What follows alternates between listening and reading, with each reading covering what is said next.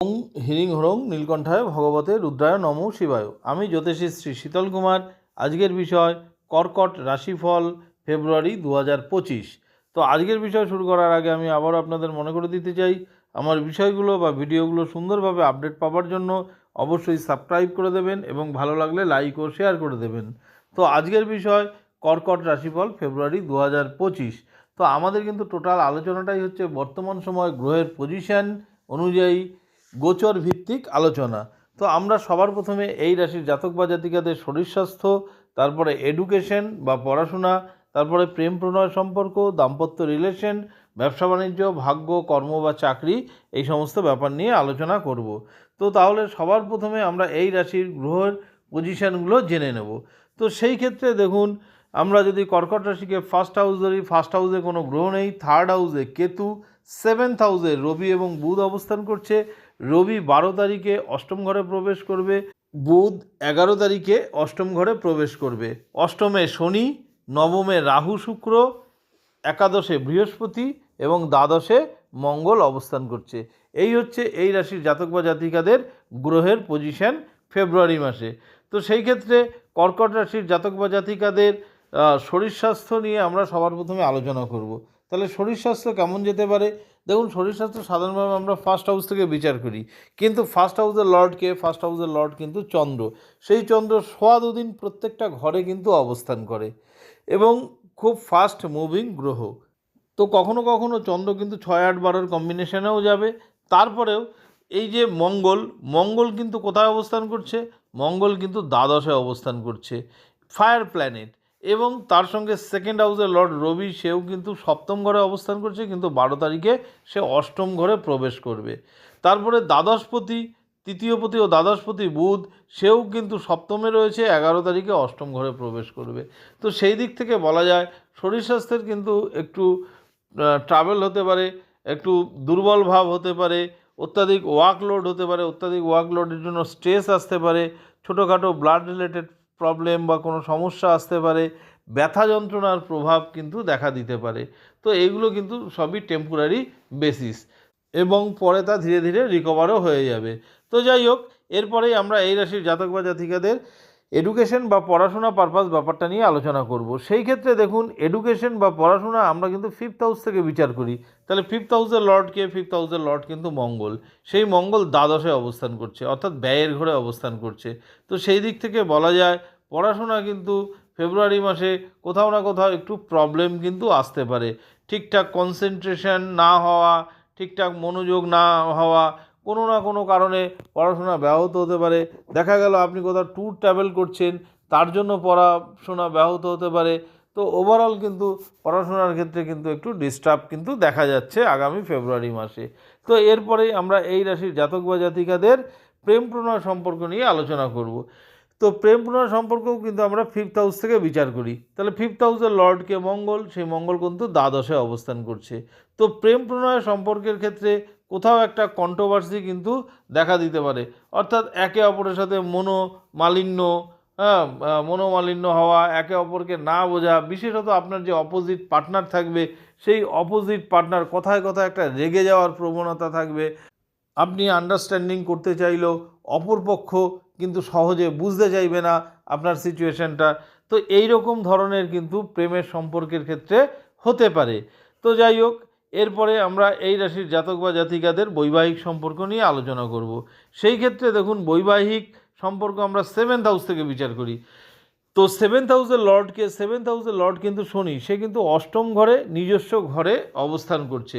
অষ্টম ঘর শনির নিজস্ব ঘর, হ্যাঁ, কুম্ভ রাশিতে অবস্থান করছে। সেই দিক থেকে বলা যায় আন্ডারস্ট্যান্ডিং বা বন্ডিং আপনাদের সাথে মোটামুটি থাকবে, কারণ শনির এখানে নিজস্ব ঘর, নিজস্ব ঘরে কিন্তু কেউই খারাপ ফল কিন্তু প্রদান করে না।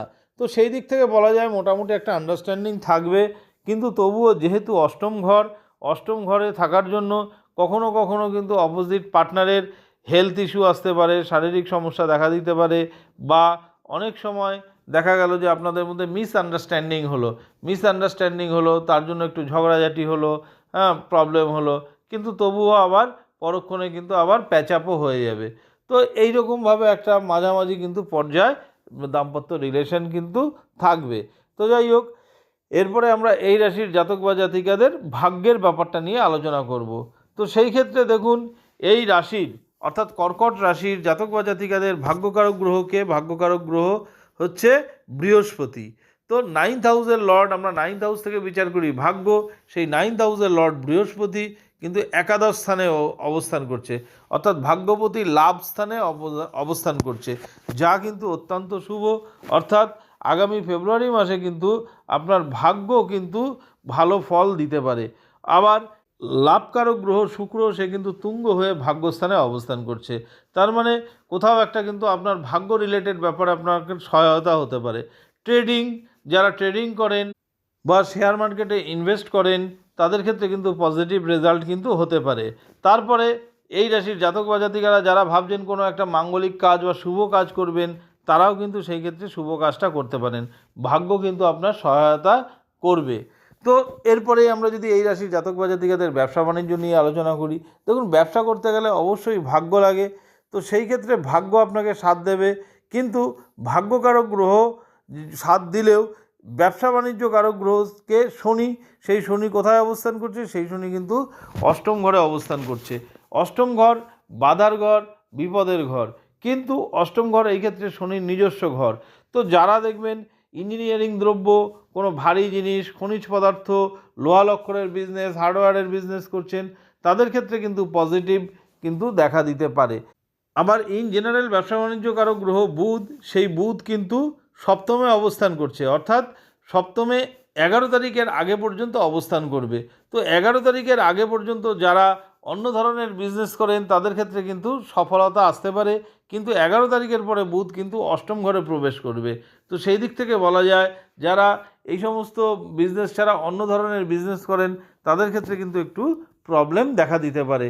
তো অবশ্যই এটা হচ্ছে গোচরজনিত ফলাফল, কিন্তু আপনাদের প্রত্যেকের যে ইন্ডিভিজুয়াল ছক আছে, সেই ছকের সঙ্গে আমাদের অবশ্যই এই গোচরজনিত ফলাফল মিলিয়ে দেখলে কিন্তু সেই ফলাদেশ আরও ভালো হবে, কারণ সেখানে আপনার গ্রহ দশা অন্তদশা ভালো চলতে পারে, ব্যবসা বাণিজ্য কারক গ্রহ বা 7th হাউসের লর্ড ভালো পজিশনে থাকতে পারে।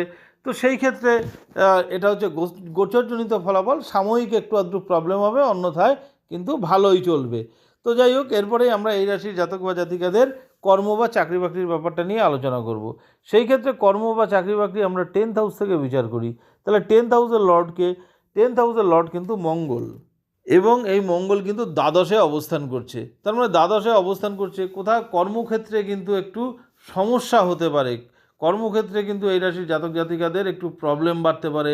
ওয়ার্কলোড, যারা অলরেডি চাকরি করছেন, তাদের কিন্তু ওয়ার্কলোড বাড়তে পারে, অর্থাৎ কাজের প্রেশার এতটাই হবে, দেখা গেল আপনার অন্যের কাজও আপনাকে করতে হচ্ছে। তো এই ধরনের কিন্তু সমস্যা আসতে পারে, যদিও আপনি সেই কাজ সাকসেসফুলি করবেন, তবুও পেছনে কিন্তু বলার লোক বা আপনার খুঁত ধরার কিন্তু লোক থাকবে। তো কিন্তু যারা বিদেশে কর্মরত আছেন বা জন্মস্থান থেকে দূরবর্তী স্থানে কর্মরত আছেন, তাদের ক্ষেত্রে কিন্তু চাকরির ক্ষেত্রে অবশ্যই ভালো ফল কিন্তু দিতে পারে বা ভালো পজিটিভ রেজাল্ট কিন্তু দেখা দিতে পারে। আবার যারা নতুন জব খুঁজছেন, সেই ক্ষেত্রেও কিন্তু নতুন জবের কিন্তু অপরচুনিটি হতে পারে, তবে একটু দূরবর্তী স্থানে অপরচুনিটির চান্সটা কিন্তু বেশি। তো যাই হোক, এটা বেসিক্যালি গোচরজনিত ফলাফল। আরও ভালো প্রেডিকশানের জন্য অবশ্যই মেন ছকের সঙ্গে কিন্তু এই গোচরজনিত ফলাফল কম্বাইন করে যদি ফলাদেশ করা হয়, সেটা আরও ভালো হয়। তো এই রাশির জাতক বা জাতিকারা অবশ্যই চন্দ্রের বীজ মন্ত্র জপ করতে পারেন, তার সঙ্গে মঙ্গল এবং রবির বীজ মন্ত্র জপ করতে পারেন, তাহলে কিন্তু অবশ্যই পজিটিভ রেজাল্ট কিন্তু আপনারা পাবেন। তো যাই হোক, আমি আগেও বলেছি, আবারও বলছি, আমার বিষয়গুলো বা ভিডিওগুলো সুন্দরভাবে আপডেট পাওয়ার জন্য অবশ্যই সাবস্ক্রাইব করে দেবেন এবং ভালো লাগলে লাইক ও শেয়ার করে দেবেন। আবার আগামী দিনে নতুন ভিডিও নিয়ে আপনাদের সামনে উপস্থিত হব। ধন্যবাদ।